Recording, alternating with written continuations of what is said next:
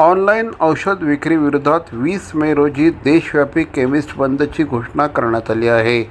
अखिल भारतीय औषध विक्रेता संघटनेच्या आवाहनाला प्रतिसाद देत देशभरातील सुमारे 12.5 लाख मेडिकल दुकानं या बंदमध्ये सहभागी होतील. संघटनेचे अध्यक्ष श्री जगन्नाथ शिंदे यांनी आज पत्रकार परिषदेत ही माहिती दिली.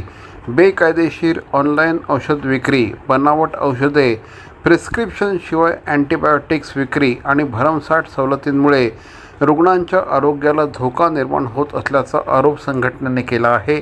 आपत्कालीन सेवांसाठी मात्र औषधांची व्यवस्था उपलब्ध करून देण्यात येणार आहे, अशी माहिती देखील श्री जगन्नाथ शिंदे यांनी दिली. All India organisation of chemist and druggist यांनी 20 मे 2026 रोजी 24 तासाचा भारत बंद 12.5 लाख लोकांचा बंद डिक्लेअर केला आहे.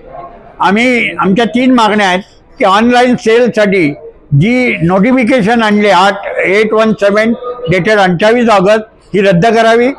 करोनाच्या काळामध्ये इमर्जन्सी औषधं देण्यासाठी आणलेली 220 GSR रद्द करावी आणि DPCOमध्ये आम्हाला 8 आणि 16 किंवा 10 आणि 20 मार्जिन मिळत असताना जे काही लोक त्याच्यापेक्षा जास्त डीप डिस्काउंट देतात तो बंद करावा अशी आमची मागणी आहे.